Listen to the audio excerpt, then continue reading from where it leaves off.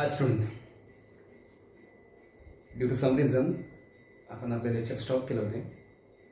I had been stop putting the lectures on my YouTube channel since a couple of weak.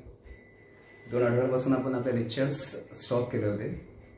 But आपण आता परत restart करायचं आहे. जे रोटेशनल डायनॅमिक्स आपण हा लेसन पाहत होतो, रोटेशनल डायनॅमिक्स फर्स्ट लेसन पाहत होतो आपण. त्यामध्ये आपण त्या लेसनचा जो फर्स्ट हाफ पार्ट होता सर्क्युलर मोशनचा तो आपण पाहिलेला आहे. तो आपला कंप्लीट झालेला आहे. आणि आपल्याला पर्टिक्युलरली आता पाहायचं होतं रोटेशनल मोशन. रोटेशनल मोशन असेल मग जेव्हा बॉडी समजा रोटेशनल मोशन परफॉर्म करेल मग तेव्हा त्या रोटेशनल मोशनचे पर्टिक्युलर काही पॅरामीटर्स असणार आहे. जसं फॉर एक्झाम्पल रोटेशनल मोशनमध्ये त्या बॉडीची असणार आहे कायनेटिक एनर्जी, किंवा मग त्या बॉडीची असणार आहे त्या बॉडीमध्ये प्रोड्यूस होणार काहीतरी linear moment, linear angular momentum वगैरे असणार आहे, टॉर्क वगैरे असणार आहे, त्यावर ॲक्ट होत असेल टॉर्क वगैरे. किंवा मग व्हेरियस बॉडी असतील, डिफरंट बॉडी, त्या डिफरंट बॉडी जेव्हा रोटेशनल मोशन परफॉर्म करतील तर तेव्हा त्यांचा असेल moment of inertia. Important concept आहे. ह्या सगळ्या कन्सेप्ट आपल्याला ह्या रोटेशनल मोशनमध्ये पर्टिक्युलरली आपल्याला पाहायचं आहे. आता रोटेशनल मोशन म्हणजे बघा, तुम्हाला आपण एक एक्झाम्पल सांगितलं होतं आधीच की जसं फॉर एक्झाम्पल आपण म्हटलं की आपल्या घरामध्ये जर सिलिंग फॅन असेल तर सिलिंग फॅन त्याची जी मोशन असते, त्याची जी मोशन असणार आहे ह्यासारखी मोशन त्याला म्हटलं आपण रोटेशनल मोशन. किंवा मग टेबल फॅनची मोशन सुद्धा, कुठलाही फॅन म्हणा, आपण सिलिंग फॅन म्हणा किंवा टेबल फॅन म्हणा, टेबल फॅनची सुद्धा ब्लेडची जी मोशन असणार आहे तर ती सुद्धा असणार आहे रोटेशनल मोशन. अर्थ असते, अर्थ स्वतःच्या एक्सिसवरती रोटेट होते, ती सुद्धा झाली रोटेशनल मोशन. असे डिफरंट एक्झाम्पल आहे. मेरी ग्राउंडचे एक्झाम्पल असते, मेरी ग्राउंडची मोशन सुद्धा काय असते, रोटेशनल मोशन असते. असे डिफरंट एक्झाम्पल बनतील रोटेशनल मोशनचे. आता ह्या रोटेशनल मोशन आपल्याला आपण पाहिलं, प्रत्येक एक्झाम्पलमध्ये आपण पाहिलं जी बॉडी आहे ती कशी आहे, ती रिजिड बॉडी आहे, थोडीशी त्याला म्हणून आपण सॉलिड बॉडी आहे. ओके, मग हे पण लक्षात ठेवायचं आहे की रिजिड बॉडीज परफॉर्म करणार आहे रोटेशनल मोशन. ओके, मग ते मायक्रोस्कोपिक लेवलला जर म्हटलं आपण तिथं मग तो मॉलिक्यूल सुद्धा असू शकेल, आणि जर समजा मायक्रोस्कोपिक जर म्हटलं तिथं तो प्लॅनेट सुद्धा असणार आहे. ओके, पण रिजिड बॉडी असणार आहे. काय असेल ती rigid body. Only rigid body can perform the rotational motion. मग आपल्याला पर्टिक्युलर रिजिड बॉडीज पाहायचे काय तर इनिशियली आपण मग तेच बघू आपण की रिजिड बॉडी म्हणजे काय असते. ओके, बघू आता रिजिड बॉडी एक सिंपल एक्झाम्पल आहे. रिजिड बॉडी म्हणजे ज्याला म्हणून आपण सॉलिड बॉडी. रिजिड बॉडी म्हणजे काय, solid body. Just take an example, आयरनचा रॉड असेल. ओके, लोखंडाचा आयरनचा एक रॉड असणार आहे, हार्ड असणार आहे, ती झाली रिजिड बॉडी. किंवा मग स्टोन असेल, ओके, दगड असणार आहे, ओके, ज्याला म्हणून आपण स्टोन म्हणू, पण तो पण काय झाला रिजिड बॉडी. तर हे एक्झाम्पल झालं रिजिड बॉडीचे, हे झाले एक्झाम्पल्स रिजिड बॉडीचे. तर इन डिटेलमध्ये आपण थोडंसं आपल्याला पाहायचं आहे की रिजिड बॉडी म्हणजे काय असणार आहे. सपोज एक रिजिड बॉडी आहे, सपोज एखादी बॉडी आहे आणि कुठल्याही शेपची, ऑफ एनी शेप, एक बॉडी आहे आणि कुठल्याही शेपची बॉडी आहे. मग त्या बॉडीला आपण रिजिड बॉडी केव्हा म्हणू आपण, ही जी बॉडी असेल कुठल्याही शेपची बॉडी असेल त्या बॉडीला आपण रिजिड बॉडी केव्हा म्हणू आपण. सपोज कन्सिडर करा एक बॉडी आहे, जी बॉडी कुठल्याही शेपची आहे, एन पार्टिकल्स आहेत त्यामध्ये. ओके, असे हे एन नंबर ऑफ पार्टिकल्स आहेत. आणि रिजिड बॉडी जर आहे तर त्या बॉडीचा काहीतरी शेप असेल, जॉमेट्रिक शेप असेल किंवा त्याची काहीतरी साईज असणार आहे. ओके, बॉडीची काय असेल, काहीतरी जॉमेट्रिकल शेप असेल त्याचा, किंवा मग त्याची काहीतरी साईज असणार आहे. ओके, तर सध्या बघा ही जी बॉडी आहे ह्या बॉडीवर समजा असं कन्सिडर केलेलं आपण की यावरती कुठलाही बाहेरचा कुठलाही एक्सटर्नल फोर्स यावर ऍक्ट होत नाहीये. ओके, सध्या ही बॉडी कशी आहे किंवा त्यावर कुठलाही एक्सटर्नल फोर्स ऍक्ट होत नाहीये, तर तेव्हा त्या बॉडीचा पर्टिक्युलर शेप असेल आणि पर्टिक्युलर साईज असणार आहे. ओके, आता काय करायचं आहे, आता ह्या बॉडीवरती आपल्याला काय करायचं, फोर्स अप्लाय करायचा आहे, एक्सटर्नल फोर्स अप्लाय करायचा आहे. मग आता बॉडीवर आपण एक्सटर्नल फोर्स अप्लाय केला, ह्या साईडने फोर्स अप्लाय केला एक्सटर्नल फोर्स, आणि ह्या पण साईडने, दोन्ही साईडने काय केलं आपण एक्सटर्नल फोर्स आपण त्यावर अप्लाय केला. पॉवर मध्ये काय होणार आहे, समजा आता कन्सिडर करा या ठिकाणी ही जी बॉडी आहे समजा ही स्टोन आहे, ही बॉडी कुठली आहे, स्टोन आहे, दगड आहे, दगड आहे. आणि त्या दगडावर समजा आपण काय केलं की त्यावर जर आपण दोन्ही साईडने जर आपण फोर्स अप्लाय केला, दगडावरती आपण दोन्ही साईडने जर फोर्स अप्लाय केला तर आपल्याला ऑब्झर्वेशन काय असणार आहे की आपण जरी बाहेरून आपण एक्सटर्नल फोर्स अप्लाय केला तरी सुद्धा तो जो स्टोन असणार आहे त्याची जी शेप असेल, त्याचा जो शेप असणार आहे पर्टिक्युलर, किंवा त्याची जी साईज असणार आहे ती जशी तशी राहणार आहे. बरोबर ना, एखादा दगड आहे आणि त्या दगडावर आपण काय केलं, आपण दगडावर जर आपण बाहेरून आपण फोर्स अप्लाय केला तर काय होते, त्याची जी साईज असेल, त्याचा जो शेप असणार आहे तो काही चेंज होत नाही, इट रिमेन्स अनचेंज. बरोबर आहे. मग समजा अशी एक बॉडी आहे किंवा ज्या बॉडीवरती बाहेरून एक्सटर्नल फोर्स आपण अप्लाय केला तरी सुद्धा त्या बॉडीचा जॉमेट्रिकल शेप किंवा त्या बॉडीची जॉमेट्रिकल साईज ही कशी राहते, it remains constant, it remains unchange. It remains unchange. मग तेव्हा त्या बॉडीला then that body is called as the rigid body. तेव्हा त्या बॉडीला म्हणतो आपण रिजिड बॉडी. सिंपल आहे, समजलं असेल. एखादी बॉडी आहे आणि त्या बॉडीवर जर समजा आपण जरी बाहेरचा फोर्स अप्लाय केला तरी जर समजा त्या बॉडीचा जॉमेट्रिकल शेप आणि साईज जर चेंज होत नसेल तर तेव्हा ती बॉडी झाली रिजिड बॉडी. ओके, एक्झाम्पल घेतलं आपण दगड, स्टोन, बरोबर आहे. त्यावर आपण समजा बाहेरून आपण एक्सटर्नल फोर्स आपण अप्लाय केला तरी सुद्धा त्याचा शेप आणि साईज चेंज होत नाही. दुसरं एक्झाम्पल आयरनचा रॉड म्हणा. जस्ट एक एक्झाम्पल की समजा हा जस्ट अज्युम की हा एक आयरनचा रॉड आहे आणि आयरनच्या रॉडवर मी काय केलं समजा आता बाहेरून फोर्स अप्लाय केला. जर आयरनचा रॉड आहे बाहेरून फोर्स अप्लाय करेल, एक्सटर्नल फोर्स अप्लाय करेल तरी बघा काय होत आहे याचा शेप आणि जो समजा साईज आहे तो काही चेंज होत नाहीये. तेव्हा मग समजा हा जर आयरन रॉड म्हटलं आपण तर हा पण झाला काय रिजिड बॉडी. बरोबर. वॉल असेल, कॉलम असेल, बीम असेल, अशा डिफरंट बॉडी असणार आहे. सॉलिड रिंग असणार आहे किंवा मग सॉलिड डिस्क म्हणू आपण. ओके, सॉलिड स्पिअर म्हणू आपण. ह्या सगळ्या बॉडी कशा झाल्या रिजिड बॉडी. ह्या सगळ्या बॉडी होणार आहे रिजिड बॉडी. का बरं? कारण त्यावर आपण जरी आपण बाहेर फोर्स आपण अप्लाय केला, एक्सटर्नल फोर्स जरी अप्लाय केला तरी काय होते त्याचा शेप आणि साईज कशी राहते remains unchange. It is called as the rigid body. याच्यानंतर आपण पर्टिक्युलर डिफिनेशन जर म्हटलं आपण रिजिड बॉडीची कशी बनणार आहे. The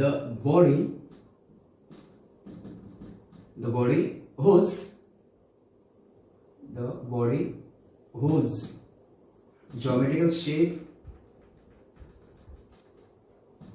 or size remains unchanged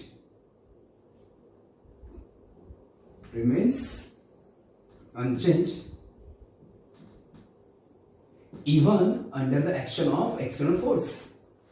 Even under the action of an external force,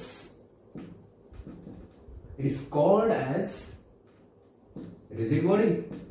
Is called as rigid body. तर त्या बॉडी म्हटलं आपण रिजिड बॉडी ही त्याची डेफिनेशन. बरोबर. काय म्हणते the body whose geometrical shape or size remains unchanged even under the action of external force is called as rigid body. और मध्ये आता ही बॉडी म्हटलं आपण समजा ही बॉडी आहे आणि त्या बॉडी कशी आहे नंबर ऑफ पार्टिकल बनलेली आहे. एन पार्टिकल्स बनलेले आहे. समजा हा पहिला पार्टिकल आहे, हा सेकंड पार्टिकल आहे, थर्ड पार्टिकल, ओके, किंवा समजा fourth particle, fifth particle, okay, असे नंबर ऑफ पार्टिकल समजा एन पार्टिकल असे नंबर ऑफ पार्टिकल यामध्ये आहेत. आणि बॉडीच्या आतमध्ये म्हणजे नंबर ऑफ पार्टिकल असणार आहेत तर प्रत्येक पार्टिकलची एक पर्टिक्युलर पोझिशन असणार आहे. एकमेकांच्या हिशोबाने जर म्हटलं आपण तर रिलेटिव्ह पोझिशन सुद्धा म्हणू शकतो आपण. जसं फॉर एक्झाम्पल म्हटलं आपण तर फर्स्ट जो पार्टिकल आहे फर्स्ट पार्टिकल हा सेकंड पार्टिकल पासून काहीतरी डिस्टन्सला आहे. म्हणजे फर्स्ट पार्टिकलची सेकंड पार्टिकलच्या हिशोबाने काहीतरी पोझिशन आहे. काय म्हटलं आपण समजा फर्स्ट मध्ये किंवा सेकंड पार्टिकलची सेकंड पार्टिकल हा फर्स्ट पार्टिकल पासून समजा 2 सेंटीमीटर आहे. याचं मिनिंग काय की सेकंड पार्टिकलची फर्स्ट पार्टिकलच्या हिशोबाने काहीतरी पोझिशन आहे, रिलेटिव्ह पोझिशन आहे. किंवा थर्ड आपण फोर्थ हे फिफ्थ पार्टिकल तर फिफ्थ पार्टिकलची सुद्धा कशी आहे फर्स्ट पार्टिकलच्या हिशोबाने काहीतरी रिलेटिव्ह पोझिशन आहे. पाचवा जो पार्टिकल आहे त्याची सुद्धा कशी आहे पहिल्या पार्टिकलच्या हिशोबाने काहीतरी पोझिशन आहे, काहीतरी रिलेटिव्ह पोझिशन आहे. बरं, अशा प्रत्येक पार्टिकलची एकमेकांशी रिलेटिव्ह काहीतरी पोझिशन असणार आहे.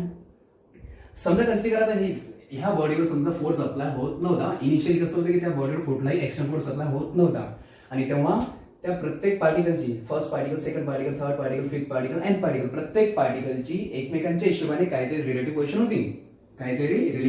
होती. ओके, आणि आता काय करायचं आता बाय ही जी रिलेटिव्ह पोझिशन आहे ही केव्हाची आहे समजा जेव्हा त्यावर फोर्स अप्लाय केला नव्हता तेव्हा. जेव्हा त्या रिजिड बॉडीवरती फोर्स आपण अप्लाय केला नव्हता तेव्हा त्या प्रत्येक पार्टिकलची काहीतरी रिलेटिव्ह पोझिशन होती. आता काय करायचं आता ह्या बॉडीवर मी फोर्स अप्लाय केला, एक्सटर्नल फोर्स. आणि जर मी एक्सटर्नल फोर्स अप्लाय केला आणि जर समजा आता ह्या बॉडीची फोर्स अप्लाय केले ह्या बॉडीमधल्या पार्टिकलची फोर्स अप्लाय केल्या आधीची रिलेटिव्ह पोझिशन आणि फोर्स अप्लाय केल्यानंतर सुद्धा त्या पार्टिकल्सची रिलेटिव्ह पोझिशन ही जर समजा सारखी असेल म्हणजे समजा कन्सिडर करा की हे जे पार्टिकल आहे पाचवा पार्टिकल ह्या पहिल्या पार्टिकल पासून जे डिस्टन्स आहे ते डिस्टन्स मेंटेन ठेवतो समजा. फोर्स अप्लाय केला तेव्हा सुद्धा तेवढंच, फोर्स अप्लाय केला नव्हता तेव्हा सुद्धा तेवढंच जर असेल, म्हणजे याचा मिनिंग काय की पार्टिकल काय करत आहे, पार्टिकल स्वतःची पोझिशन समजा चेंज करत नाहीये, म्हणजे तो मेंटेन करत आहे. मग आता हे जे बॉडी आहे, ज्या बॉडी मधले जे कॉन्स्टिट्युएंट पार्टिकल्स आहेत, कॉन्स्टिट्युएंट पार्टिकल्स जर त्यांची समजा रिलेटिव्ह पोझिशन जर समजा मेंटेन ठेवतील, रिलेटिव्ह पोझिशन कशी ते मेंटेन ठेवतील.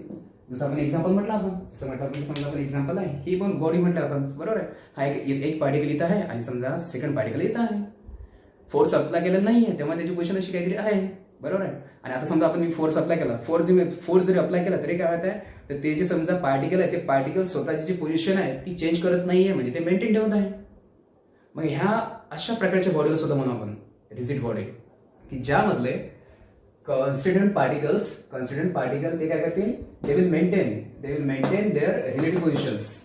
ते काय करतील, ते मेंटेन ठेवतील त्यांच्या relative positions. They will maintain their relative positions with each other. मग तेव्हा त्या आपण बॉडीला म्हणू आपण रिलेटिव्ह बॉडी. ओके, त्या आपण बॉडीला म्हणू आपण रिजिड बॉडी. मग सेकंड डेफिनेशन म्हणणार यावरती, the body whose constituent particles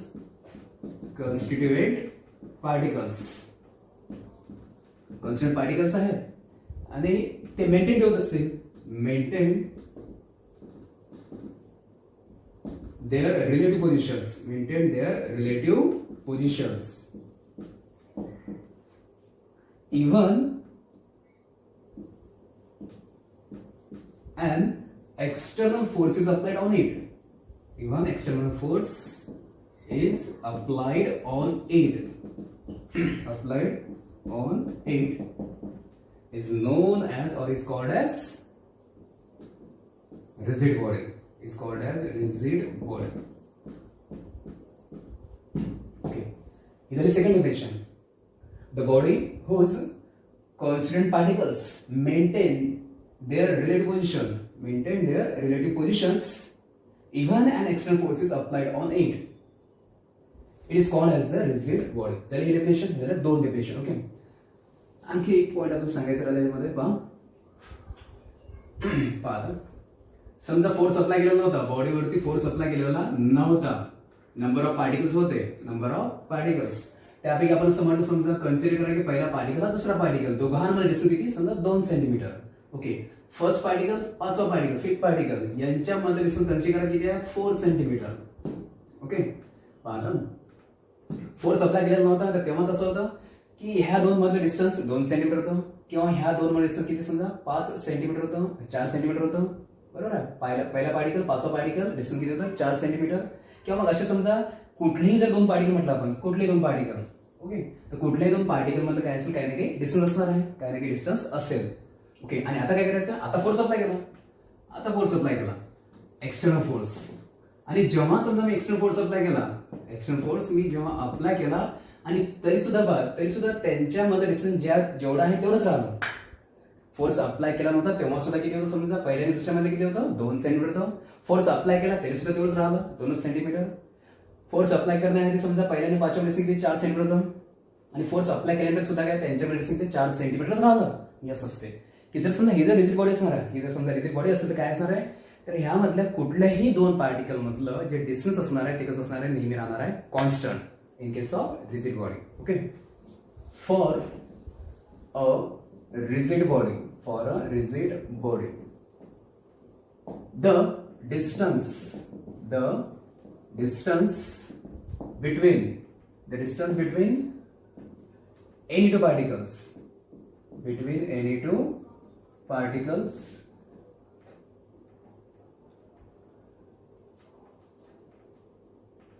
remains constant. ते कसं राहते, कॉन्स्टंट राहते, रिमेन्स कॉन्स्टंट.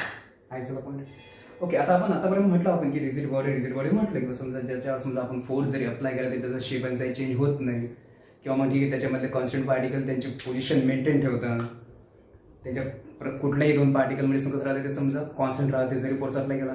पण तरी सुद्धा पहा, जर ऍक्च्युअल मध्ये जर पाहिला आपण, युनिव्हर्समध्ये परफेक्टली रिजिड बॉडी म्हणजे की किती फोर्स अप्लाय केला तरी सुद्धा त्याची समजा शेप आणि साईज चेंज होत नाही. ओके, मग त्या बॉडीला म्हणू शकतो आपण perfect rigid body, ideal rigid body. Okay, पण आयडियल रिजिड बॉडी ही ते ऍक्च्युली कन्सेप्ट असते. आयडियल हे काय ऍक्च्युली कन्सेप्ट असणार आहे, कारण त्याचं नावच म्हणलं ना आयडियल किंवा परफेक्ट रिजिड बॉडी. सो युनिव्हर्समध्ये तसं जर पाहिलं आपण तर युनिव्हर्समध्ये perfect rigid body is not exist. Okay, लक्षात ठेवायचं आहे की युनिव्हर्समध्ये perfect rigid body do not exist. But still many body समजा ज्याला म्हणून आपण खूप साऱ्या बॉडी यांना आपण समजा रिजिड बॉडी कन्सिडर करू शकतो आपण. ओके, जसं म्हटलं आपण की आपण एक एक्झाम्पल घेतलं, आपण स्टोन म्हटलं आपण. ओके, किंवा मग आयरन रॉड म्हटलं आपण, कॉलम म्हटलं, वॉल म्हटलेलं आहे. मग ह्यासारखे हे जे समजा काही पुष्कळ बॉडी ज्या त्यांना आपण रिजिड बॉडी कन्सिडर करतो, पण ते ऍक्च्युअल जर पाहिलं तर ते परफेक्टली रिजिड बॉडी नसतात. लक्ष ठेवायचं आहे. दो perfect rigid body do not exist. It is actual ideal concept, do not exist in nature. Still many bodies can be consider, त्यांना आपण कन्सिडर करू, खूप साऱ्या बॉडीला आपण कन्सिडर करू, आपण can be consider as a rigid body. त्यांना परफेक्ट रिजिड बॉडी नाही म्हणू आपण, परफेक्ट रिजिड बॉडी नाही म्हणतो, त्यांना आपण रिजिड बॉडी कन्सिडर करू आपण. एक्झाम्पल, फॉर एक्झाम्पल काय म्हटलं आपण, स्टोन म्हटलंय रिजिड बॉडी आहे, किंवा मग आयरन रॉड म्हटलंय, किंवा आयरन स्पियर म्हणू आपण, आयरन रिजिड स्पियर, किंवा metal rigid sphere, metal rigid sphere, wall, column, etc. ह्यासारखे एक्झाम्पल आहे त्याच्यात कशाचे, रिजिड बॉडीचे. कारण आपल्याला परफेक्ट रिजिड पॉसिबल नाहीच आहे ना. आपण ठीक आहे, समजा कन्सिडर करा, मी जर म्हटलं आपण स्टोन जरी म्हटलं आपण, ओके, समजा कन्सिडर करा आयरन रॉड जरी म्हटलं आपण, आयरन रॉड आहे आणि याला जर समजा मी आता बाहेरून जर मी फोर्स अप्लाय केला, मी जर फोर्स अप्लाय केलाय तर काय होतंय की बाबा याची समजा साईज किंवा शेप ही चेंज होणार नाहीये, कारण मी जो फोर्स अप्लाय करत आहे हा फोर्स समजा कमी आहे. समजा कन्सिडर कर, समजा आपण मेकॅनिकल समजा जे ज्याला म्हणून आपण इंडस्ट्रियल एरियामध्ये मोठमोठे मशीन्स असणार आहे, मेकॅनिकल मशीन्स असणार आहे, आणि किंवा त्यामधून जर समजा आपण त्या मशीन्सनी जर आपण या बॉडीवर आपण फोर्स वगैरे जर अप्लाय केला, तर मशीनचा फोर्स खूप जास्त असणार आहे, मेकॅनिकल मशीनचा फोर्स जास्त असणार आहे. तो फोर्स जर अप्लाय केला तर त्या केसमध्ये काय होणार आहे, त्या आयरन रॉडची साईज किंवा शेप चेंज होऊ शकते. बरोबर आहे. म्हणजे याचं मिनिंग असं आहे की आयरन रॉड जरी म्हटलं मी याला रिजिड बॉडी, पण त्यावर जर मी जास्त फोर्स अप्लाय केला तर काय पॉसिबल आहे, याची साईज किंवा शेप चेंज होणार आहे. म्हणजे मग ही परफेक्ट रिजिड बॉडी नाही आहे, हे लक्षात ठेवायचं आहे. स्टोन सुद्धा असंच एक्झाम्पल आहे. त्यावर जर आपण खूप जास्त जर आपण फोर्स अप्लाय केला, आपण मशीन जर आपण फोर्स अप्लाय केला तर इट मे क्रश, तो क्रश होतेच ना, क्रश मशीन असते. मग त्याच्यामुळे मग असं म्हणून आपण किंवा परफेक्टली रिजिड बॉडी पॉसिबल नाही आहे. हा, ज्या बॉडी आपण म्हटलेलं आहे त्या बॉडीला आपण रिजिड बॉडी म्हणू शकतो आपण. So this is the rigid body. आणि ह्या ज्या रिजिड बॉडी आपण म्हटलेलं आहे, ज्यांना आपण कन्सिडर केलेलं तर ह्या रिजिड बॉडी परफॉर्म करतात rotational motion. Okay, rigid body different kind of motion perform करू शकते. फॉर एक्झाम्पल, पॉवर समजा रिजिड बॉडी आहे आणि यावर काय समजा फोर्स अप्लाय केला, आणि फोर्स अप्लाय केला फक्त एका डायरेक्शनने. ओके, फोर्स अप्लाय केला फक्त एका डायरेक्शनने, तर बॉडी अशी जाऊ शकते, बॉडी स्ट्रेट लाईन मध्ये होऊ शकते. मग जेव्हा बॉडी समजा फोर्स अप्लाय केला आणि जर सगळं स्ट्रेट लाईन मध्ये जर मूव्ह झाली, तर तेव्हा त्याची जी मोशन असणार आहे, त्या बॉडीची जी मोशन असणार आहे त्याला म्हणून आपण प्युअर ट्रान्सलेशनल मोशन. किंवा जेव्हा ती फक्त स्ट्रेट लाईन मध्ये मूव्ह होणार आहे, so it will be the pure translation motion. आणखी दुसरं जर म्हटलं आपण बॉडीला समजा जर मी आता एक फोर्स असा अप्लाय केला ना, समजा एक फोर्स मी ह्या डायरेक्शन फोर्स अप्लाय केलेला आहे, एक फोर्स ह्या डायरेक्शन अप्लाय केला, मग त्यामुळे बॉडी अशी जाणार आहे. आणि जो दुसरा फोर्स आहे, दुसरा फोर्स समजा ह्या डायरेक्शन अप्लाय केला, म्हणजे असा फोर्स अप्लाय केला, म्हणजे त्यामुळे आपण समजा ह्या डायरेक्शनमध्ये एक बॉडी आहे, त्या बॉडीवर समजा दोन फोर्स अप्लाय झालेला आहे. एक फोर्स लागतो या डायरेक्शनमध्ये, एक फोर्स लागला आहे त्या डायरेक्शनमध्ये. दोन्ही फोर्सची व्हॅल्यू समजा सारखी असेल तर काय होणार आहे, दोन्ही फोर्स बॉडीला रोटेट करतील. म्हणजे हा फोर्स बॉडीला असं मूव्ह करणार आहे आणि हा फोर्स बॉडीला असं मूव्ह करणार आहे, म्हणजे बॉडी काय होणार, बॉडी होणार रोटेट. मग असे जर समजा जर दोन फोर्स अप्लाय केले ज्यांची डायरेक्शन सारखी ऑपोजिट असणार आहे, डायरेक्शन त्याची ऑपोजिट पण व्हॅल्यू सारखी असणार आहे, तर तेव्हा ऍक्ट होणार त्या बॉडीवर टॉर्क, त्यामुळे त्या बॉडीमध्ये येणार आहे रोटेशन मोशन, किंवा त्यामुळे आपण प्युअर रोटेशन मोशन. जसं फॉर एक्झाम्पल म्हटलं आपण सिलिंग फॅनची मोशन कशी असणार आहे, ती असणार आहे प्युअर रोटेशन मोशन. आणि ही तिसरी पण मोशन असते. जर म्हटलं आपण समजा व्हेकल आहे आणि व्हेकल समजा जर धावली, समजा रन असेल ना, व्हेकल समजा रन होणार, तर तेव्हा रन होताना त्याची समजा त्याचे जे व्हील्स असणार आहेत ते व्हील्स मोशन परफॉर्म करतात.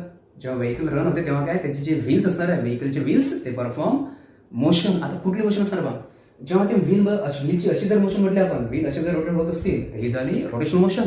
आणि ते जे व्हील आहे ते व्हील समोर पण जातात. ओके, व्हील जे समजा असे पण होतात आणि ते समजा समोर पण जातात.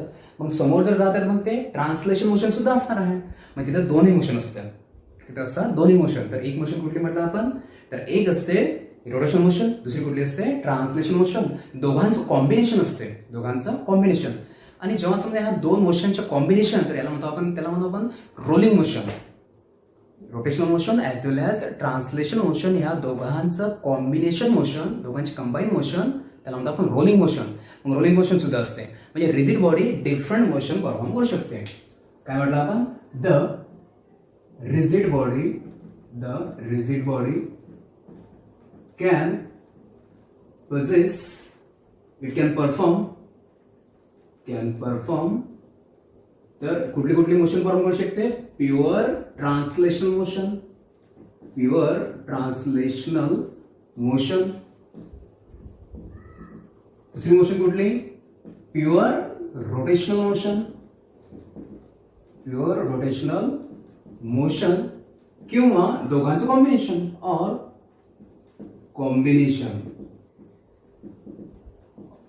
of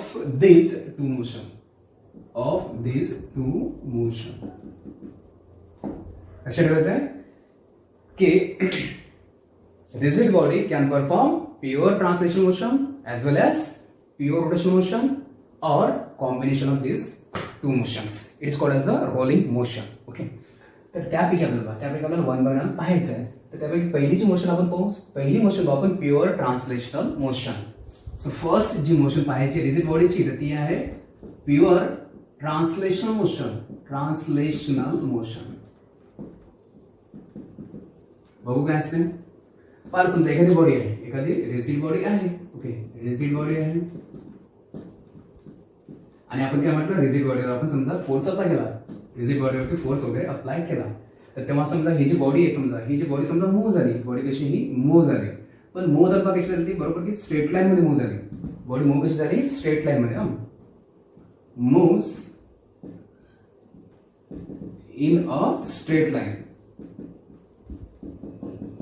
जेव्हा एखादी रिजिड बॉडी आहे, रिजिड बॉडीवरती फोर्स अप्लाय केला, त्या फोर्स अप्लाय झाल्यामुळे त्या बॉडी समजा ती बॉडी मूव्ह झाली. आणि कशी मूव्ह झाली, स्ट्रेट लाईन मध्ये मूव्ह झाली. मग पहा ठीक आहे, मग तेव्हा पहा ऍक्च्युली त्या बॉडीचा शेप चेंज होणार नाहीये. आपण ठीक आहे समजा डायग्राम काढताना समजा शेप चेंज झालेला आहे, पण ऍक्च्युअल समजा कन्सिडर अजून करायचं समजा बॉडीचा शेप चेंज नाही झाला. ओके, बॉडी फक्त समजा स्ट्रेट लाईन मध्ये मूव्ह झाली. ओके, मग पहा जेव्हा समजा फोर्स अप्लाय केला आणि बॉडी जर समजा स्ट्रेट लाईन मध्ये मूव्ह झाली, तर तेव्हा त्याची जी मोशन असणार आहे is called as the translation motion ना. पण पर्टिक्युलरली आपण पाहणार आहोत प्युअर ट्रान्सलेशन मोशन म्हणजे काय असते. प्युअर ट्रान्सलेशनल मोशन ते पाहू ना. समजा रिजिड बॉडी आहे, रिजिड बॉडी ऑब्विसली ते नंबर ऑफ पार्टिकल्स बनली असणार आहे. First particle, second particle, third particle, fourth particle. Okay, अशी का समजा एन नंबर ऑफ पार्टिकल्स असणार आहे. फर्स्ट समजा सेकंड पार्टिकल, सोबत हा थर्ड पार्टिकल आहे आणि समजा असे एन नंबर ऑफ पार्टिकल आहे. एन नंबर ऑफ पार्टिकल ही बॉडी बनलेली आहे. आणि नंतर मग आता तेव्हा समजा काय फोर्स अप्लाय केला आणि जर समजा ह्या बॉडी मधले सगळे पार्टिकल मूव्ह झाले, सगळे पार्टिकल असे हे मूव्ह झाले. म्हणजे पहिला बॉडीचा पहिला जो पार्टिकल हा इथं होता समजा स्पेसमध्ये सध्या इथं होतं त्याची पोझिशन ना. आणि नंतर मग हा मूव्ह झाला आणि तो कुठे गेला समजा, तो गेला इथं. पहिला जो पार्टिकल तो कुठे गेला समजा, तो गेला इथं. ओके, आणि पहा इथं समजा जर तो पोहोचला तर तिथं काय झालेलं आहे की त्या पार्टिकलनी लिनियर डिस्टन्स कव्हर केला. जेव्हा पार्टिकल समजा असं आधी इथं होता नंतर तो इथे गेला, त्याने काय समजा मूव्ह होता त्याने स्ट्रेट लाईन, त्याला आपण लिनियर डिस्टन्स कव्हर केला. आणि किती डिस्टन्स कव्हर केलं समजा हा पहिला जो पार्टिकल होता बॉडीचा, पहिल्या पार्टिकलने लिनियर डिस्टन्स कव्हर केलं सपोज 10 सेंटीमीटर. त्याला 100 सेंटीमीटर. पहिल्या पार्टिकलने लिनियर डिस्टन्स किती कव्हर केला, 100 सेंटीमीटर. ओके, आता आपण असं म्हटलं पूर्ण बॉडीवर फोर्स अप्लाय केलेला आहे. पहिला पार्टिकल मूव्ह झाला, दुसरा पार्टिकल मूव्ह झाला. ओके, असं थोडी की तो पार्टिकल तिथे राहणार आहे म्हणून सगळेच पार्टिकल मूव्ह होणार आहेत. मग सेकंड पार्टिकल सुद्धा मूव्ह झाला. समजा सेकंड पार्टिकल सुद्धा मूव्ह झाला, तो सुद्धा स्ट्रेट लाईन मध्ये मूव्ह झाला. आणि समजा तो पोहोचला सपोज इथं, सेकंड पार्टिकल आधी येतो, नंतर तो इथं पोहोचला आणि मग तो सुद्धा स्ट्रेट लाईन मध्ये मूव्ह झाला, त्याने सुद्धा लिनियर डिस्टन्स कव्हर केलं. आणि जर समजा त्याने सुद्धा लिनियर डिस्टन्स किती कव्हर केलं, 100 सेंटीमीटर्स. आणि जर म्हटलं आपण थर्ड पार्टिकल आपल्याकडे समजा तिसरा पार्टिकल समजा हा इथं होता. ओके, थर्ड पार्टिकल इथं होता आणि समजा हा सुद्धा मूव्ह झाला, हा सुद्धा मूव्ह झाला आणि तो पोहोचला, सपोज तो पोहोचला इथं. ओके, तो पोहोचला समजा थर्ड पार्टिकल इथं. आणि अगेन थर्ड पार्टिकल सुद्धा काय तर स्ट्रेट लाईन मध्ये गेला आणि त्याने लिनियर डिस्टन्स कव्हर केलं, त्याने सुद्धा किती कव्हर केलं डिस्टन्स, 100 सेंटीमीटर. बरोबर तुम्ही म्हणजे अशी ह्या टाईपची मोशन, ह्या टाईपची मोशन आहे की समजा एक बॉडी आहे आणि त्या बॉडीवर फोर्स अप्लाय केला, मग त्या बॉडीमध्ये मोशन येत आहे आणि मोशन आल्यामुळे काय झालंय की त्याची जी समजा प्रत्येक पार्टिकल म्हणजे पहिला पार्टिकल सुद्धा 100 सेंटीमीटर डिस्टन्स कव्हर केलं, दुसऱ्याने सुद्धा 100 सेंटीमीटर कव्हर केलं, तिसऱ्याने सुद्धा 100 सेंटीमीटर कव्हर केलं. अशा प्रत्येक पार्टिकलने डिस्टन्स कसं कव्हर केलं, सेम कव्हर केलं, सेम टाइम मध्ये. ओके, सेम टाइम मध्ये सेम डिस्टन्स कव्हर केलं आणि कसं स्ट्रेट लाईन मध्ये कव्हर केलं. ओके, सर्क्युलर नाही, कर्व नाही. मग तेव्हा त्यासारखी जी मोशन असणार आहे, तेव्हा यासारखी ही जी बॉडीची मोशन असणार आहे, तेव्हा यासारखी बॉडीची motion is called as the pure translational motion. Pure translational motion. आपण एक्झाम्पल आपण पेनच घेऊ. आपण पेन आहे, पहिला पार्टिकल इथं आहे, दुसरा पार्टिकल इथं आहे. ओके, आता मी फोर्स अप्लाय केला, फोर्स अप्लाय केला पहा, फोर्स अप्लाय केला, बॉडी समोर गेली. तर पहिला पार्टिकल इथं होता, तो पार्टिकल समजा इथं गेला आहे, डिस्टन्स किती कव्हर केला, 100 सेंटीमीटर. ओके, दुसरा पार्टिकल हा इथं होता, नंतर मग तो इथे गेलेला आहे. ओके, इथं होता, तिथपर्यंत गेलेला आहे, मग त्याच्यामुळे त्याने सुद्धा किती कव्हर केलं, 100 सेंटीमीटर. मग अशी जी मोशन असणार आहे, अशी जी मोशन असते, ह्या मोशनला मध्ये आपण प्युअर ट्रान्सलेशन मोशन, ज्यामध्ये प्रत्येक body, every particle of body moves through the same distance in a straight line in a given interval of time, in the same time. Okay, then that motion is called as the pure translational motion. याची आपण definition जर म्हटलं आपण, the type of motion in which every particle of a body किंवा rigid body moves, प्रत्येक particle move होतात same डिस्टन्सने, moves through the same linear distance आणि स्ट्रेट लाईन मध्ये, in a straight line in a given interval of time, particular time मध्ये, in a given interval of time, is known as pure translational motion.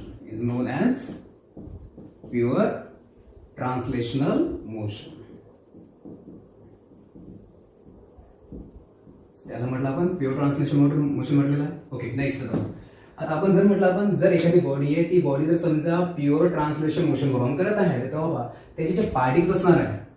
आता जर म्हटलं आपण की body motion मध्ये आहे, तर बॉडीची काय असणार आहे, बॉडीची असणार आहे व्हेलॉसिटी, बॉडीची असेल व्हेलॉसिटी. आता बॉडीची व्हेलॉसिटी, त्यामध्ये मग आपण त्या बॉडीमध्ये जे पार्टिकल असेल, त्या पार्टिकलची पण असणार आहे व्हेलॉसिटी, प्रत्येक पार्टिकलची व्हेलॉसिटी असणार आहे. मग आता लक्षात ठेवायचं आहे की प्युअर ट्रान्सलेशन मोशन मध्ये प्रत्येक पार्टिकलची जी व्हेलॉसिटी असते, कुठल्याही टायमिंगला जर म्हटलं आपण ना, कुठल्या ह्या टायमिंगला म्हणा किंवा एका सेकंदानंतर म्हणा किंवा समजा 1 मिनिट नंतर म्हणा, कुठल्याही इन्स्टंटला ह्या बॉडी मधल्या प्रत्येक पार्टिकलची ज्याला आपण व्हेलॉसिटी ती कशी असणार आहे, सेम असणार आहे. लक्षात ठेवायचं आहे ह्या मोशन मध्ये.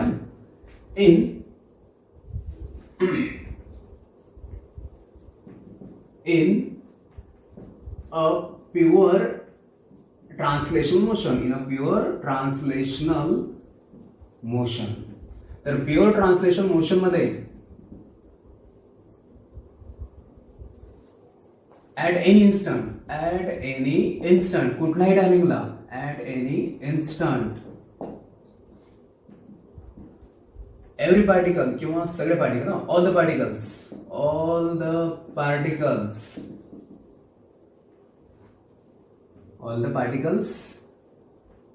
possess the same velocity,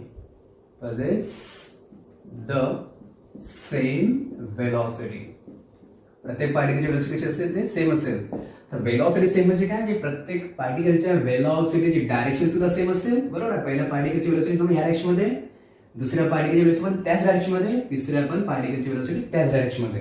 आणि दुसरं काय म्हटलं आपण की प्रत्येक पार्टिकलच्या व्हेलॉसिटी मॅग्निट्यूड ती पण सारखी असणार आहे, कारण पूर्ण व्हेलॉसिटी सारखी आहे. पूर्ण व्हेलॉसिटी सारखी म्हणजे काय की व्हेलॉसिटीची मॅग्निट्यूड सुद्धा सारखी असणार आहे आणि व्हेलॉसिटीची डायरेक्शन सुद्धा कशी असणार आहे, सारखी असणार आहे. लक्षात ठेवायचं.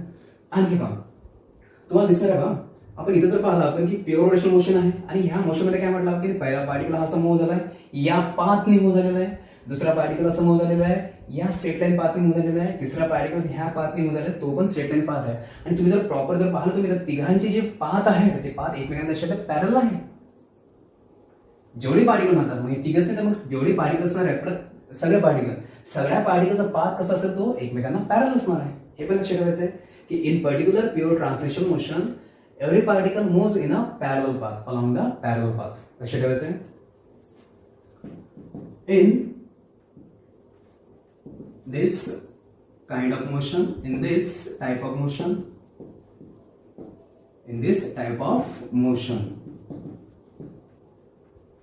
all particles are moving in a parallel path. लक्षात ठेवायचं आहे. सो प्युअर ट्रान्सलेशन मोशन मध्ये काय असते की सगळे जे पार्टिकल आहेत ते सगळे पार्टिकल पॅरल पाथ मध्ये मूव्ह होतात. हे झाले प्युअर ट्रान्सलेशन मोशन. सेकंड आपल्याला पाहायचे आहे pure rotational motion. Pure rotational motion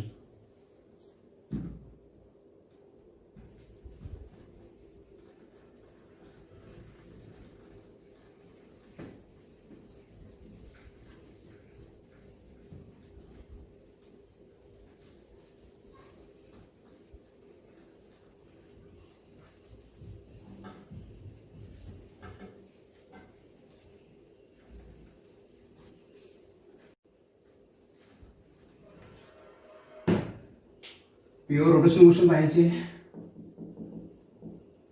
pure rotational motion आणि हे लक्षात ठेवायचं की प्युअर रोटेशनल मोशन सुद्धा आहे दोन टाईपचे मोशन असू शकतात. पहिल्यामध्ये काय असतं, समजा जी मोशन आपण मोस्टली जी मोशन आपण कन्सिडर करतो ती असते की ज्यामध्ये फिक्स्ड ऍक्सिस ऑफ रोटेशन असते. फिक्स्ड ऍक्सिस ऑफ रोटेशन अशी एक रोटेशनल मोशन की ज्यामध्ये काय असेल, ऍक्सिस ऑफ रोटेशन कसं असेल तो फिक्स असेल.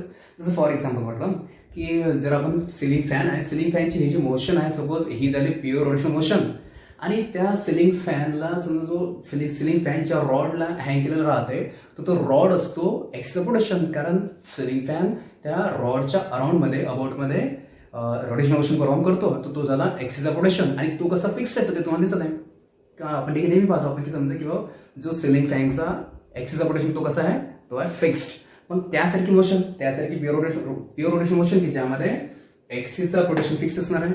आणि दुसरी एक मोशन असते, दुसरी ज्याला म्हणा आपण ऍक्सिस ऑफ रोटेशन फिक्स नसेल, म्हणजे कम्प्लीट फिक्स नसेल. जसं आपण फॉर एक्झाम्पल म्हटलं आपण एक मोशन आहे जो टॉप असतो, आपण त्या पाला आपण घेतलेला आपण त्या जो भोवरा असतो ना, भोवरा ज्याला म्हणतो आपण टॉप म्हणतो आपण.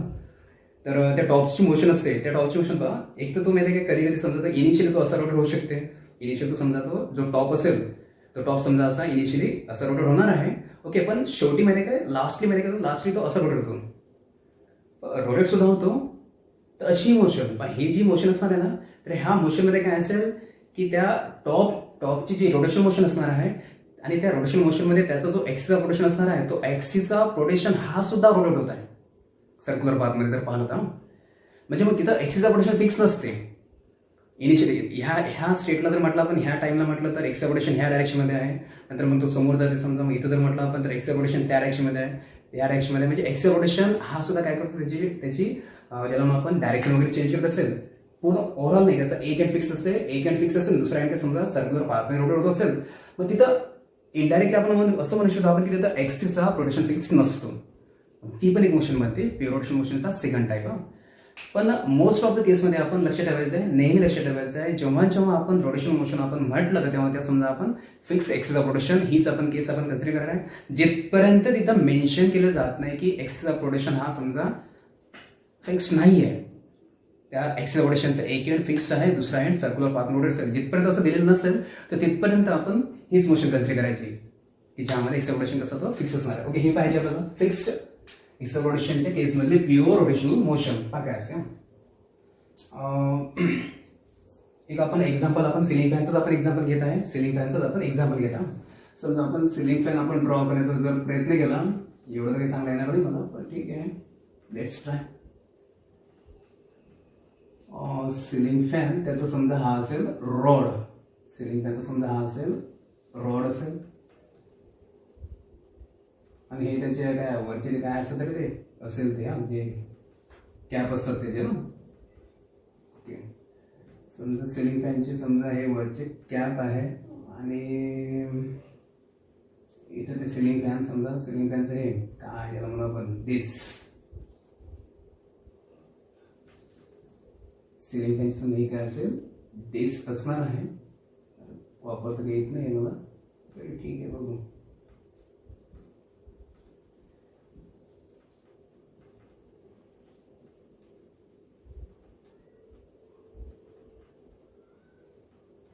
ओके, सिलिंग फॅनचे समजा हे डिस आहे आणि त्याचे समजा त्याचे ब्लेड सुद्धा असतात. त्याचे ब्लेड्स समजा हा एक blade,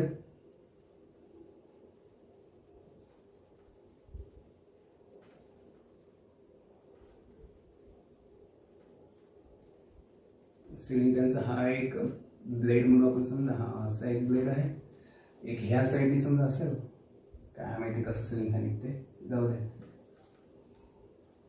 just imagine it.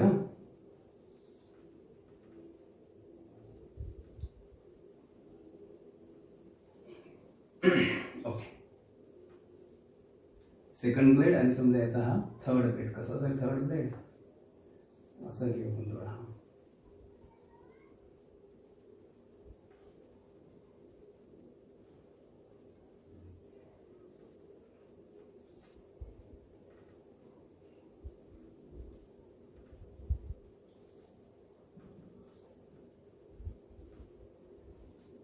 Okay, हा समजा सिलिंग फॅन आहे, सिलिंग फॅनचे ब्लेड्स आहेत. ओके, सिलिंग फॅन समजा ब्लेड आहे आणि समजा हा सिलिंग फॅन जो रोटेट होत आहे, सिलिंग फॅन कसं तरी आलाय तो, ठीक आहे, रोटेट होत आहे. ओके, आणि समजा हा होत आहे रोटेट, सपोज अँटी क्लॉकवाईज, हा समजा होत आहे रोटेट अँटी क्लॉकवाईज डायरेक्शन मध्ये असं रोटेट होत आहे. ओके, फॅनचे ब्लेड्स आहेत, फॅनचे ब्लेड्स, आणि त्या ब्लेडवरचा समजा कन्सिडर आहे एक पार्टिकल आहे, समजा ए पार्टिकल. ओके, फॅनच्या ब्लेडवरचा हा एक पार्टिकल आहे ए पार्टिकल, आणि समजा हा इथे दुसरा एक पार्टिकल आहे बी पार्टिकल. ओके, ब्लेडवरचे दोन पार्टिकल आपण कन्सिडर करत आहे. जसा फॅन रोटेट होणार आहे, जसा फॅन करणार आहे रोटेट होणार आहे, तर हा जो ब्लेडवरचा जो पॉइंट आहे, हा पॉइंट मूव्ह होणार सर्कलमध्ये, पॉइंट मूव्ह होणार आहे सर्क्युलर पाथमध्ये. So it will perform circular motion. आणि त्यामध्ये पहा, जर समजा हा ए पार्टिकल असेल, ए पार्टिकल, तर त्याचं समजा जर म्हटलं आपण त्या सर्कल, ए पार्टिकल ज्या सर्कलमध्ये मूव्ह होणार आहे, ए पार्टिकल ज्या सर्कलमध्ये होणार आहे, समजा त्या सर्कलची समजा ही रेडियस, ही बनणार त्याची रेडियस. ओके, रेडियस मला कन्सिडर करा R1, रेडियस कन्सिडर करायची R1. आणि समजा हा जो दुसरा पार्टिकल असणार बी पार्टिकल, तो बी पार्टिकल सुद्धा काय तो सुद्धा होणार मूव्ह होत आहे सर्क्युलर पाथमध्ये, तो पण होणार आहे सर्क्युलर पाथमध्ये. आणि बी पार्टची जर म्हटलं आपण, बी पार्टिकलची रेडियस जर म्हटलं आपण, ती समजा कन्सिडर करा, ती रेडियस असणार आहे R2. ओके, ती असणार रेडियस R2. ओके, पाहतो काय होतं काय, ब्लेडवरचा जो ए पॉइंट आहे, तो ए पॉइंट समजा मूव्ह होणार आहे सर्कलमध्ये, बरोबर आहे. किंवा मग सिमिलरली जर समजा ब्लेडवरचा बी पॉइंट आहे, तो बी पॉइंट सुद्धा काय मूव्ह होणार आहे सर्कलमध्ये. सिमिलरली असं माहिती आहे काय, जेवढी पार्टिकल असणार आहे त्या ब्लेडवर, जेवढी पार्टिकल असणार, सगळे पार्टिकल ते मूव्ह होणार आहे याच्यामध्ये, या सर्क्युलर पाथमध्ये. ओके, माझं लक्षात ठेवायचं आहे एक सिंपल गोष्ट आहे, आपल्याला रोटेशनल मोशन आपल्याला माहिती आहे. जेव्हा समजा हा ही एक बॉडी आहे, फॅन आहे समजा, ही एक बॉडी आहे, जेव्हा ही बॉडी होणार रोटेट, बॉडी काय होणार आहे रोटेट.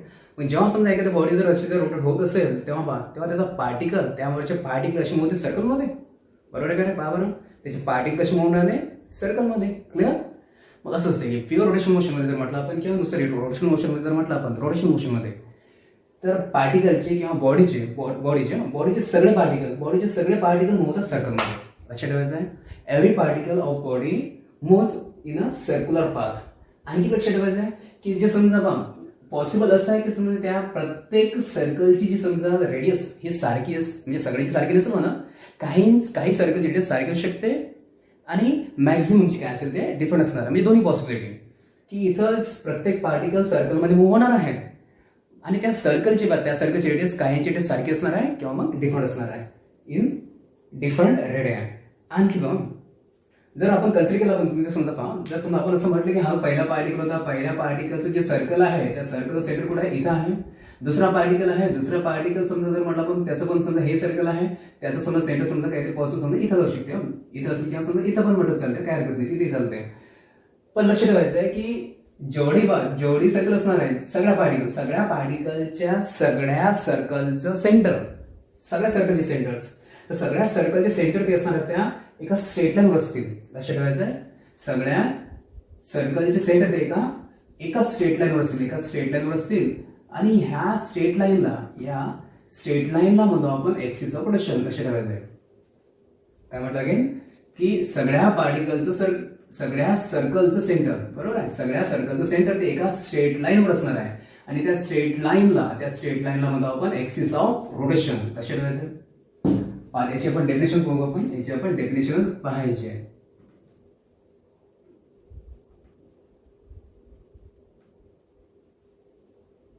डेफिनेशन काय म्हणते बघा की the motion of a body, in which every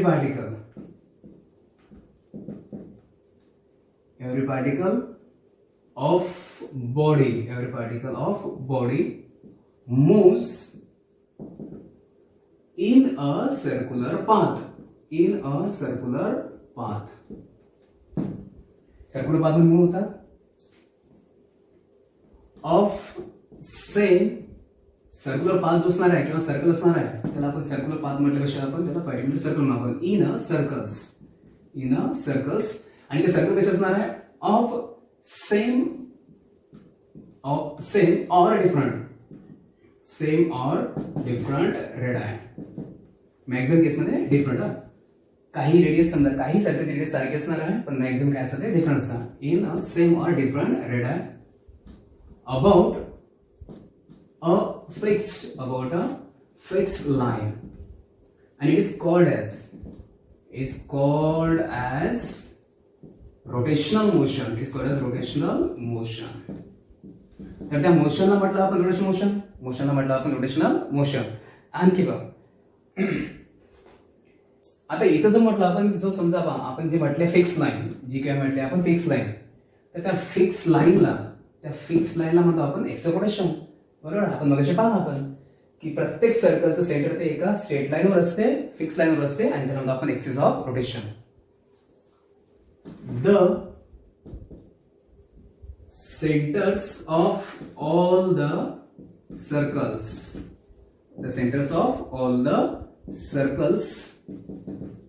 lies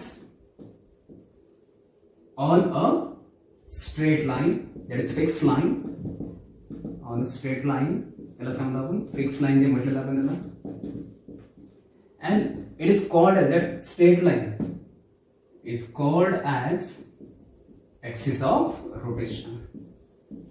तर त्याला म्हणतो आपण एक्सिस ऑफ रोटेशन त्या फिक्स लाईनला. ओके, त्या फिक्स लाईनला म्हणून आपण एक्सिस ऑफ रोटेशन. ही त्याची डेफिनेशन.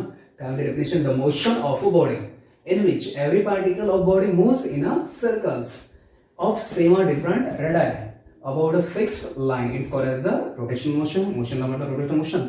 आणि नंतर मग जे स्ट्रेट लाईन असेल, जी फिक्स लाईन असेल, तर त्याला काय म्हणू आपण, it's called as the axis of rotation. Okay,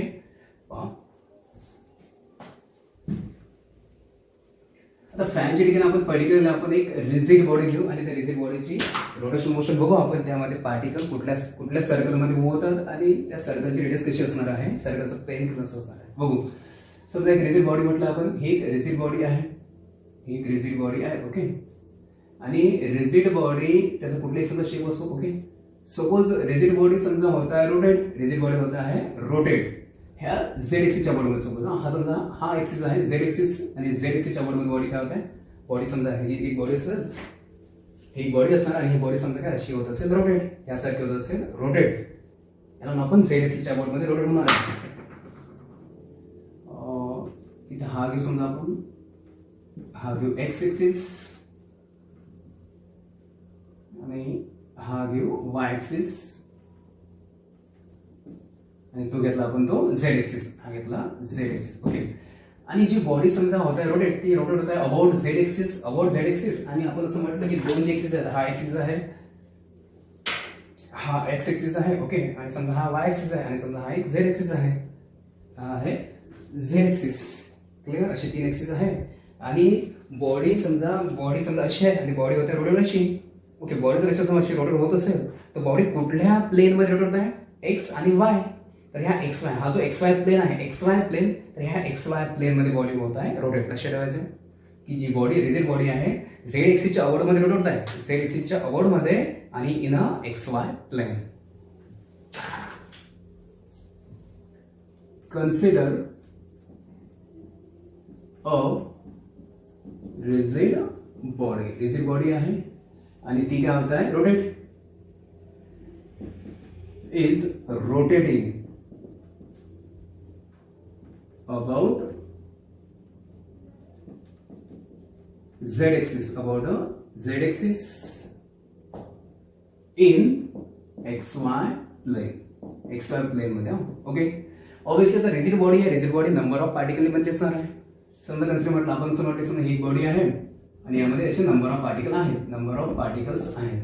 समजा त्यापैकी सपोज आपण कन्सिडर करू फर्स्ट पार्टिकल हा समजा फर्स्ट पार्टिकल हा पहिला पार्टिकल नंतर कसला समजा कन्सिडर करा हा सेकंड पार्टिकल हा आहे सेकंड पार्टिकल हा याला म्हटलं आपण P1 आणि हा समजा पार्टिकल आहे P2 आहे आणि समजा एक पार्टिकल आहे इथं सुद्धा आहे पार्टिकल इथं आहे त्याला म्हणून आपण P3 म्हणू ना ओके. आता पहा आणि आपण असं म्हटलं की बॉडी होत आहे रोटेट बॉडी जेव्हा रोटेट असेल तर पार्टिकल P1 ह्या P1चं ह्या एक्सिस पासूनचं डिस्टन्स याला कन्सिडर केलं आपण R1 आणि आपल्याला एक माहित आहे की जेव्हा समजा बॉडी जर समजा परफॉर्म करते रोटेशनल मोशन तर रोटेशनल मोशन मध्ये काय असतं पार्टिकल मूव्ह होतात सर्कल मध्ये म्हणजे हा जो पार्टिकल मूव्ह होणार आहे सर्कल मध्ये ओके. हा पार्टिकल मूव्ह होणार ह्या सर्कल मध्ये हा P1 पार्टिकल जो आहे P1 पार्टिकल मूव्ह होणार आहे या सर्कल मध्ये डिस्क्राइब करणार हे सर्कल की ज्या सर्कलचं सेंटर समजा C1 आहे आणि ते C1 कुठे सपोज ह्या लाईन वरती आहे त्या स्ट्रेट लाईन वरती आहे एक्स रोटेशन वरती आहे. नेक्स्ट पार्टिकल दुसरा पार्टिकल P2 आता सगळेच पार्टिकल होतात सर्कल मध्ये मग हा P2 पण होणार सर्कल मध्ये P2 हा सुद्धा काय होणार आहे मूव्ह होणार आहे सर्क्युलर पाथ मध्ये. समजा P2 सुद्धा मूव्ह झाला ह्या सर्कल मध्ये तर ह्या P2 ची समजा रेडियस जर म्हटलं आपण तर P2 ची रेडियस समजा ही R2 असणार आहे. P2 पार्टिकल सर्कल मध्ये होणार आहे ज्या सर्कलची रेडियस R2 असणार आहे आणि त्याचं सेंटर असेल C2 ते सेंटर कुठे असणार आहे ते पण असेल त्याच झेड एक्सिस वरती कारण आपण पाहिलेलं आहे की सगळे पार्टिकल होतात सर्कल मध्ये आणि सगळ्या सर्कलचं सेंटर ते असते एका सेम एक्सिस वरती असते इथं कसे ते झेड एक्सिस असणार आहे ओके. लक्षात ठेवायचं इथं दोन पार्टिकलच्या बाबतीत जर समजा आपण असं म्हटलं पहिला पार्टिकल जर घेतला आपण समजा first particle so for particle P1 तर पार्टिकल P1 जर म्हटलं आपण तर हा पार्टिकल कसा तो परफॉर्म करताय तो डिस्क्राइब करताय circle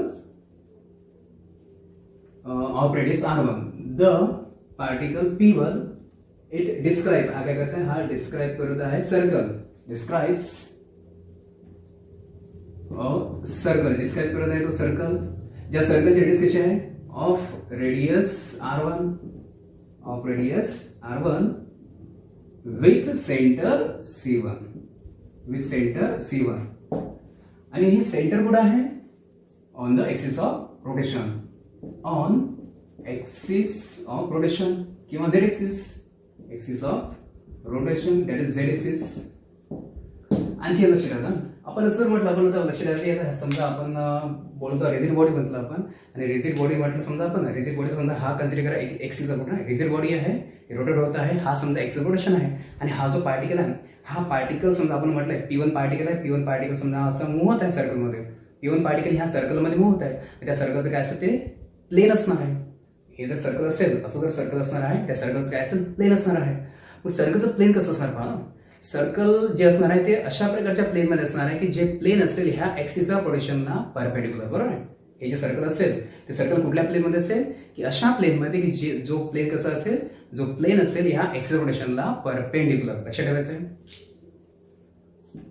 the circle lies in a plane आणि प्लेन कसा आहे, परपेंडिक्युलर टू ऍक्सिस ऑफ रोटेशनला परपेंडिक्युलर. लक्षात ठेवायचं आहे की ते जे सर्कल असेल सर्कलचं प्लेन ते प्लेन कसं असणार आहे, ऍक्सिस रोटेशनला असेल परपेंडिक्युलर. हा जरा पार्टिकल P1 च्या बाबतीत. चला नेक्स्ट पार्टिकल आता P2 बघू आपण. आता पार्टिकल P2. तर ज्या प्रकारे पार्टिकल P1 मूव्ह होते सर्कलमध्ये, तर त्या प्रकारे P2 पण मूव्ह होते सर्कलमध्ये. तिथं सर्कलचं सेंटर ते C2 असणार आहे, रेडियस त्याची R2 असणार आहे. आणि तिथं पहा सेकंड पार्टिकल जर म्हटलं आपण, सेकंड पार्टिकल हा जर समजा जर मूव्ह होत आहे सर्कलमध्ये, त्याचं पण सर्कल असेल, ते सर्कल सुद्धा कुठल्या प्लेनमध्ये असेल, ते सर्कल सुद्धा अशाच प्लेनमध्ये असणार आहे की जे प्लेन असणार आहे या ऍक्सिस रोटेशनला परपेंडिक्युलर. लक्षात ठेवायचं ते पण. द पार्टिकल P2 तो डिस्क्राइब करणार आहे. It will describe the circle of radius R1. त्याची रेडियस कशी असणार आहे, सॉरी R2 असणार आहे. P2 त्या सर्कलची radius R2 with center C2 and जे सेंटर असणार आहे सेंटर सुद्धा कशाच असेल, on the same axis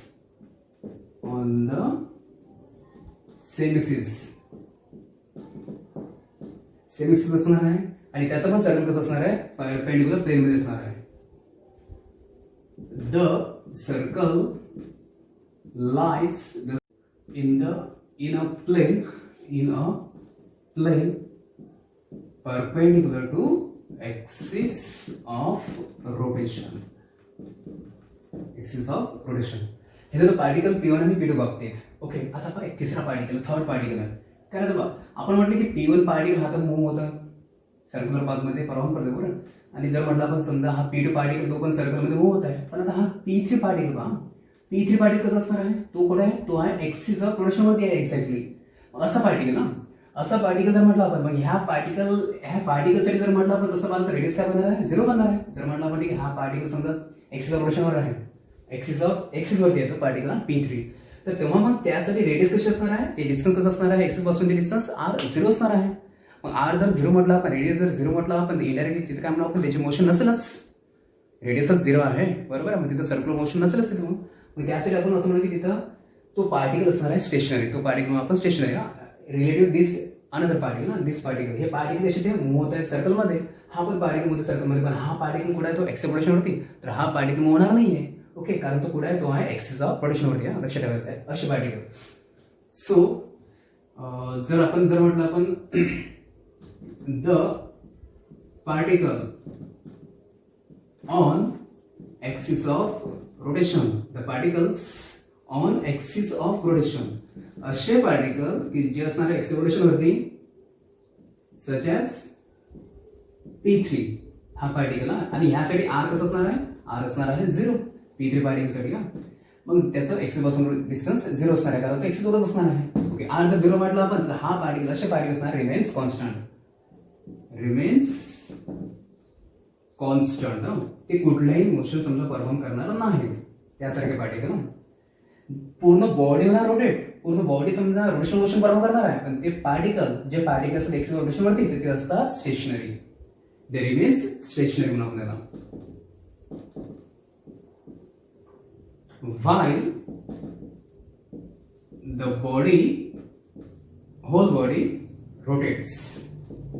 the whole body rotates. असे ठेवायचे. ओके, आणखी एक गोष्ट कशी ठेवायची की समजा जर म्हटलं आपण हे जे डिफरंट पार्टिकल सर्कलमध्ये जे मूव्ह होत आहेत P1 P2 सारखे, प्रत्येकाचं सर्कल असेल, प्रत्येकाचं समजा सर्कलचं प्लेन असणार आहे. म्हटलं आपण ठीक आहे, जर म्हटलं आपण खालचा जर पार्टिकल आहे, खालचं पार्टिकल त्याचं सर्कल असणार आहे, त्या सर्कलचं प्लेन समजा इथं असणार आहे. आणि ते सर्कल कसं आहे, समजा ते सर्कल त्या प्लेनमध्ये आहे की जो प्लेन कसा आहे त्या ऍक्सिस रोटेशनला परपेंडिक्युलर असणार आहे. सर्कलचा प्लेन कसा असेल, ऍक्सिस रोटेशनला परपेंडिक्युलर असणार आहे. हा जर समजा पहिल्या पार्टिकलची गोष्ट म्हटलं आपण, दुसरा पार्टिकल समजा थोडासा वर असेल, दुसरं पार्टिकल थोडंसं वर जर असेल त्याचं पण सर्कल असणार आहे, आणि त्याचं सर्कल जर म्हटलं आपण तर ते या प्लेनमध्ये असणार आहे, वरच्या प्लेनमध्ये असणार आहे. पण शेवटी पण तो प्लेन कसं असणार आहे, त्या ऍक्सिस ऑफ रोटेशनला कसं असेल, परपेंडिक्युलर असणार आहे. हे लक्षात ठेवायचं आहे की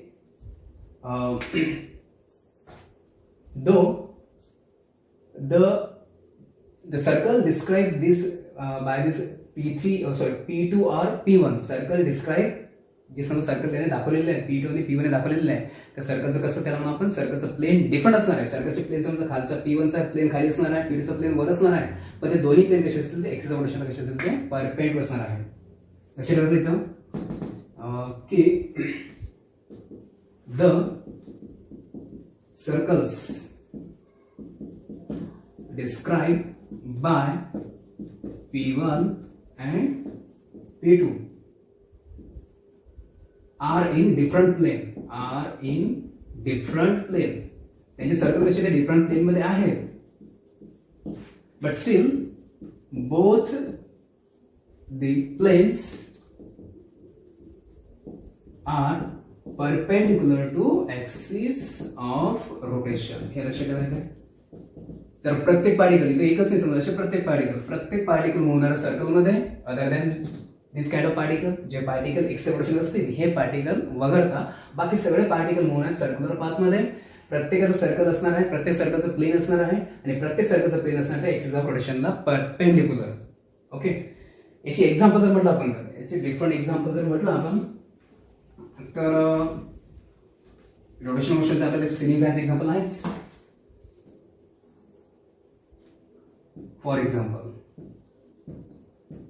मोशन ऑफ सिलिंग फॅन किंवा मोशन ऑफ फॅन म्हटलं चालते, motion of fan, motion of beds of fan किंवा ओव्हरऑल पूर्ण फॅन, हे झालं एक्झाम्पल त्याचं रोटेशन मोशनचं.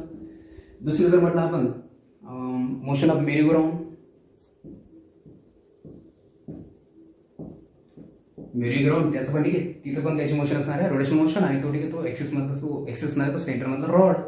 मेरी ग्राउंड याची पण मोशन असते रोटेशन मोशन, किंवा मग जॉईंट व्हील असणार आहे, बरोबर आहे, जॉईंट व्हील असते त्याची पण मोशन असणार आहे rotation motion, motion of joint wheel.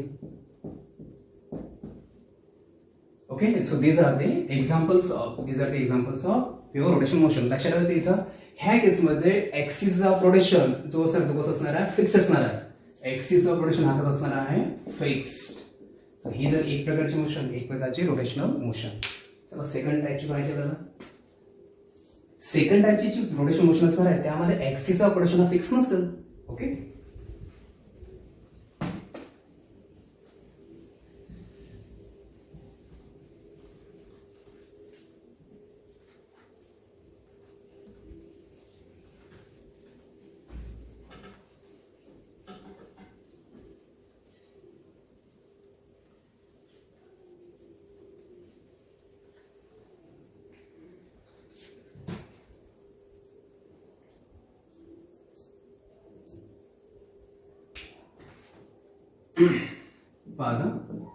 Second टाईपची जी प्युअर रोटेशन मोशन आहे किंवा रोटेशन मोशन आहे ज्यामध्ये एक्सिस ऑफ रोटेशन हा कसा समजा कॉन्स्टंट नसेल, फिक्स नसेल, तर त्यासारखे एक्झाम्पल, त्यासारखे मोशन, तर त्यासारख्या मोशनला म्हणतो आपण, त्यासारख्या रोटेशनल मोशनला म्हणतो आपण प्रिसिजन. पहा जसं म्हटलं आपण एक मगाशी तुम्हाला सांगितलं बघा मी, जो टॉप असतो टॉपची जी मोशन असते तर त्याला म्हणतो आपण प्रिसिजन.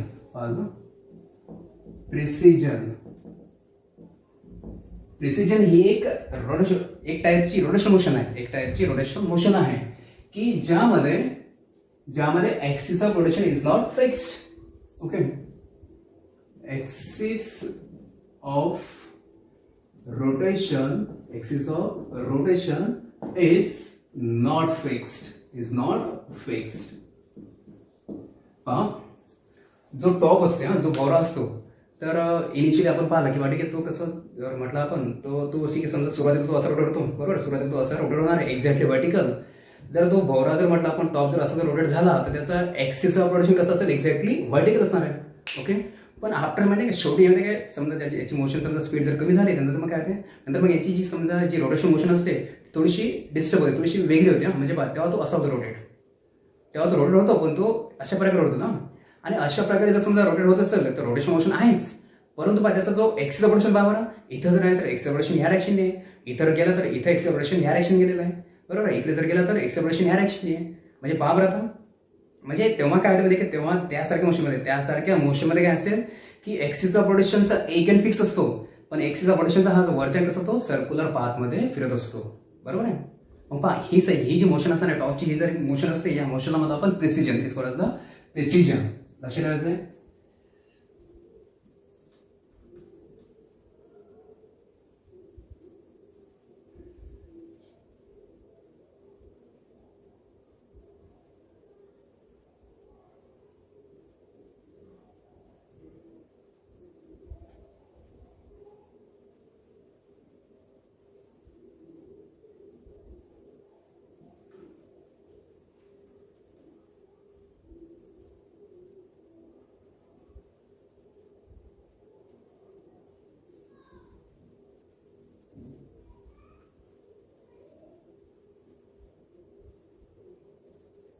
जो टॉप असेल आपण त्याला काढण्याचा प्रयत्न करू.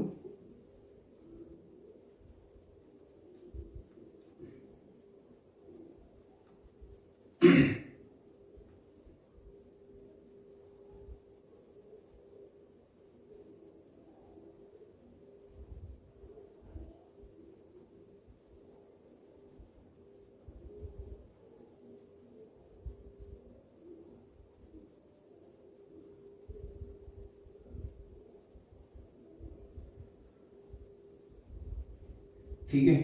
तर समजा असं तो टॉप आहे, हा असं टॉप आहे, तो रोटेट आहे, तो समजा तो रोटेट आहे. समजा तो यासारखा समजा तो रोटेट आहे का एनी हो, यासारखा समजा टॉप आहे आणि तो होता रोटेट, तो होता यासारखा रोटेट.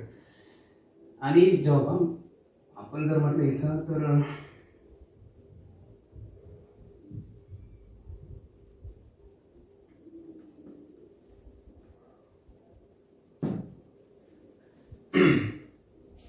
हा जो टॉप स्पिन होणार आहे, spinning of top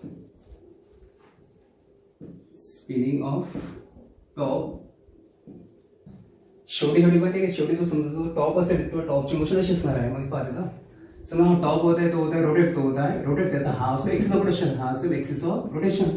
axis of rotation जर पाहिलं, एक्सिस ऑफ रोटेशन आधी कुठे समजा आधी इथं आहे, नंतर मग इथं असणार, नंतर इथं असणार आहे. म्हणजे तिथे काय देतो, जो ठिकाणी एक्स रोटेशन असं समजा, हा जो एक्स रोटेशन हा कसा तो सर्कलमध्ये होणार आहे ना, एक एंड फिक्स असणार त्याचा. जो म्हटलं आपण एक्सिस ऑफ रोटेशन, त्याचं काय आहे, एक एंड कसं असणार आहे, one end fixed, one end of axis of rotation. Axis of rotation हा कसा असेल, फिक्स असणार आहे, इज फिक्स्ड. एक्सिस ऑफ रोटेशनचं एक एंड कसं आहे, फिक्स्ड आहे. आणि एक्सिस ऑफ रोटेशनचे हे जे दुसरे एंड आहे, ते दुसरे एंड कसं ते सर्क्युलर पाथमध्ये मूव्ह होत आहे, सर्क्युलर पाथमध्ये रोटेट होत असेल ना. मग तेव्हा ह्यासारखी मोशन जी असणार आहे, एक ते रोटेशन मोशन आहे, परंतु एक्सिस ऑफ रोटेशन हा फिक्स्ड आहे का नाही, तो चेंज होत आहे. तो कसा होतो, तो चेंज होत आहे. म्हणजे मग तेव्हा त्यासारख्या मोशनला म्हणतो आपण precision. It is called the precision. एक तर हे रोटेशन मोशन असते, द रोटेशन मोशन, एक रोटेशन मोशन आहे, rotational motion in which one end of axis of rotation, one end of axis of rotation is fixed. आणि other end कसं काय, other end perform करते circular path, and other end rotates, other end काय ते समजा rotates होते about a circular path, about a circular path. आणि यासारख्या मोशन होतो आपण precision. is known as a precision, is known as a precision.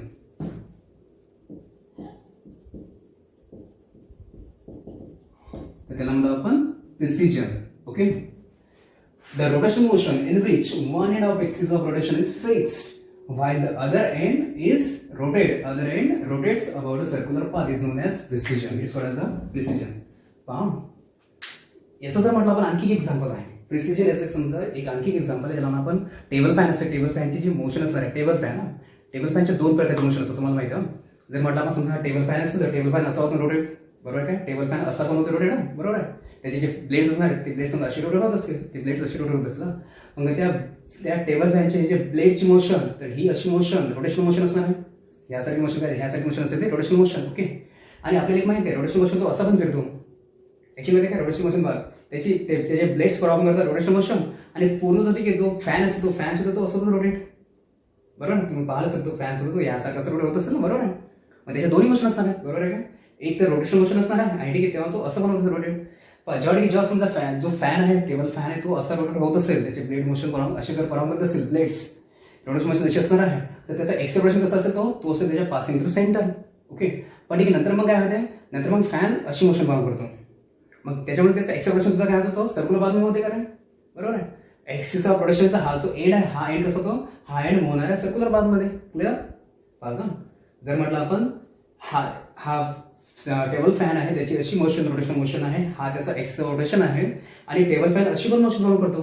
मग त्याच्यामुळे मग हा जो समजा हा जो असतो एक्सेल रोटेशन, हा पण कसं होतो सर्क्युलर पाथमध्ये. क्लिअर. मग ही जी मोशन असते ही सुद्धा मोशन त्याला आपण प्रिसिजन. ओके. सो याला मग आपण oscillating table fan. Oscillating table fan, oscillating table fan is also an example of precision. Is also an example of precision. Okay. आणि मेन गोष्ट लक्षात ठेवायची आहे की हे जे आपण प्रिसिजन म्हटलेलं आहे, यामध्ये काय असते, वन एंड कसा असतो, जो समजा पॉइंट ऑफ कॉन्टॅक्ट असतो, ह्या टॉपचा जो ग्राउंडला पॉइंट ऑफ कॉन्टॅक्ट असते, हा पॉइंट समजा फिक्स असतो, पण अदर एंड हा सर्क्युलर पाथमध्ये मूव्ह होतो. म्हणजे याचा इनडायरेक्ट मिनिंग काय की एक्सिस ऑफ रोटेशन हा समजा is not fixed, it is not fixed. Okay. तर रोटेशनल मोशनच्या मोस्ट ऑफ द केसमध्ये काय असते, एक्सिस ऑफ रोटेशन तो फिक्स असते. ओके. जेव्हाही रोटेशनल मोशन येणार आहे तर त्यामध्ये काय कन्सिडर करायचं आहे, लक्षात ठेवा, जेव्हाही रोटेशनल मोशन येणार आहे तर त्यामध्ये तुम्हाला कन्सिडर करायचं आहे की एक्सिस ऑफ रोटेशन हा कसा तो फिक्स्डच कन्सिडर करायचा आहे. ओके. जिथपर्यंत त्यामध्ये पर्टिक्युलरली मेन्शन केलं नाही आहे की बाबा वन एंड फिक्स्ड आहे, वन एंड रोटेट होत आहे सर्क्युलर पाथमध्ये, तिथपर्यंत ती मोशन आपली सिम्पल पहिल्या टाईपचीच मोशन बनणार आहे की ज्यामध्ये एक्सिस ऑफ रोटेशन तो फिक्स असणार आहे. So this is all about the rotational motion. And next we will discuss about the moment of inertia, one of the most important topic. Okay.